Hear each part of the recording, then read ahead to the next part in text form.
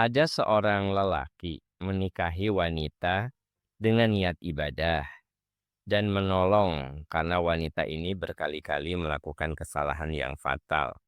Dengan harapan siapa tahu dia bisa berubah. Tapi selama pernikahan berjalan, wanita ini berlaku kasar, mencaci, menghina, sampai kalau suaminya pulang lembur juga suaminya tidur di luar, nggak boleh masuk, istrinya tidak pernah membukakan pintu, sudah seringkali, eee, sudah seringkali dinasehati dan hal ini dinyatakan benar. Maksudnya dibenarkan oleh pihak keluarga ya, tapi bahwa dia selalu kasar ke suaminya, tapi wanita itu ti tidak berubah juga. Apakah boleh laki-laki tersebut menceraikannya? Ya. Ya tentu saja usaha dulu yang maksimal untuk mengingatkan istri tersebut ya. Nah, di dalam konsep Islam ada yang disebut dengan nusyuz. Apa itu nusyuz? Nusyuz adalah seorang istri yang tidak taat kepada suami padahal suaminya menyuruh yang benar. Apabila seorang istri tidak taat kepada suami, padahal suaminya menyuruh benar, nah itu disebut dengan nusyuz, ya. Termasuk juga ketika seorang istri mengkhianati suaminya, misalnya berselingkuh ya, eh, bareng dengan laki-laki yang bukan muhrim tanpa seizin suaminya. Tentu saja dia sembunyi-sembunyi dari suaminya, ya itu namanya nusyuz. Apabila seorang istri nusyuz, ya, maka ada beberapa hal yang harus dilakukan oleh suami.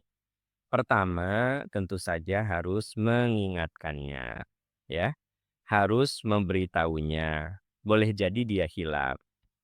Kemudian, kalau sudah menasehatinya, mengarahkannya, tetap juga dia tidak berubah, ya, maka boleh memanggil orang yang bisa menasehati dia dan menasehati kita. Orang ini harus, adil ya, jadi bisa menasehati dua belah pihak. Orang yang dianggap netral. Kalau sudah tidak bisa dinasehati dengan cara begini, boleh pisah ranjang dulu. Jadi tidak serumah untuk, memberikan pelajaran. Jadi dia bisa pulang dulu sama orang tuanya. Kalau ternyata tidak bisa juga berubah, maka boleh mentalaknya. Jadi ini 4 tahapan ketika seorang istri itu nusyuz, ya. Apa itu nusyuz? Istri melakukan pelanggaran di dalam kehidupan rumah tangga. Contohnya tadi, eee, tidak taat pada perintah suami, atau bahkan dia berselingkuh ya. Atau dia itu hidup semaunya, nggak mau apa, tidak ada saling menghargai begitu ya. Pergi semaunya pergi, datang semaunya datang gitu. Ya seperti orang yang nggak punya suami aja. Jadi suaminya itu udah nggak dianggap lah gitu ya. Nah ini namanya nusyud. Sekali lagi, kalau seorang istri nusyud, tahapannya satu, harus dinasehati ya. Yang kedua, tentu saja kalau nasihat kita sebagai suami nggak ngaruh, kita bisa mencari orang yang kira-kira bisa menasehati.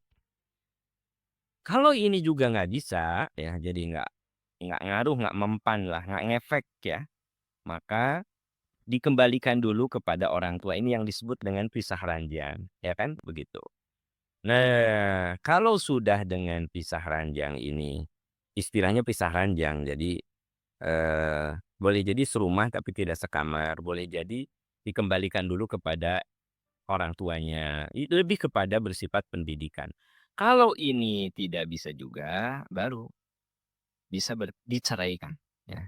Bisa diceraikan, itu jawabannya. Itu tahapan-tahapannya kalau, istri melakukan nusyuz. Jadi yang Anda tanyakan itu adalah istri yang nusyuz namanya, ya.